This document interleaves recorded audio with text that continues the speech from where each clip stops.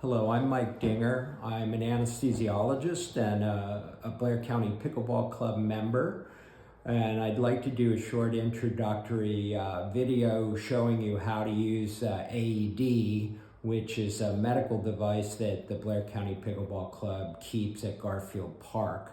The AED is a sophisticated yet easy to use medical device that can analyze a person's heart rhythm and, if necessary, deliver an electrical shock or defibrillation to help the heart reestablish an effective rhythm.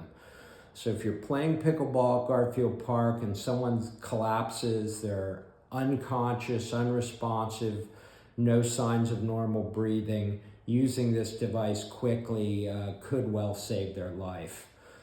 It's important to first familiarize yourself with where the AED is kept so you can grab it quickly should it ever be needed.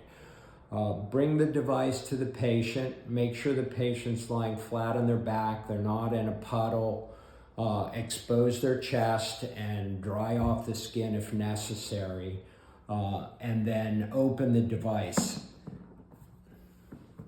Easier said than done. There we go. First thing you'll notice when you open the device is that the defibrillator pads are already attached to the device with a cable. All you have to do after you open the lid is hit the on-off button in the lower right corner, and the device will immediately start to give you both voice prompts and text prompts on the LED screen in the center. The first thing it'll tell you to do is stay calm. Then it will tell you to check the patient's responsiveness, which you do by simply gently shaking them and shouting, "Are you okay?" Assuming they are unresponsive, the next thing it will tell you to do is call for help, or in other words, call 911, and it will then tell you to attach the pads to the patient. There's a schematic on the front of the pads that shows you exactly where to put the patches. First one goes above the right sternum. The other one goes on the left side of the chest below the breast. Once you have the pads attached, the next thing the device will do is it will tell you, quote, "Don't touch the patient, analyzing." This means that you should back off, don't touch the patient, and let the machine determine what the patient's heart rhythm is. If the AED decides that the patient needs to be shocked, the next thing it will tell you is shock will be delivered in 3, 2, 1, and then the shock tone beeps and it will say shock delivered. The important thing to know is don't touch the patient. Stay clear of the patient as that countdown occurs. That's basically the only thing that can go wrong with this device. If you have your hands on the patient while the device is delivering a shock, you could receive that shock as well. Once the shock is delivered, the machine will tell you to start CPR.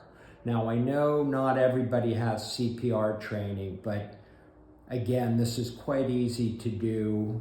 You want to deliver chest compressions, 2 hands on the center of the sternum, arms locked, press firmly and rapidly straight down in the middle of the chest. And you want to give 100 to 120 compressions a minute.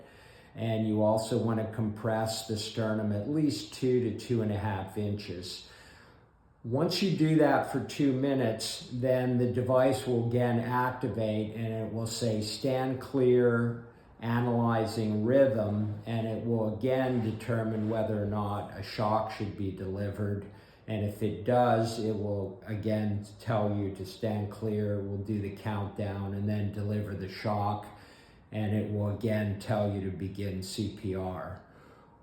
This is all you have to do until help arrives.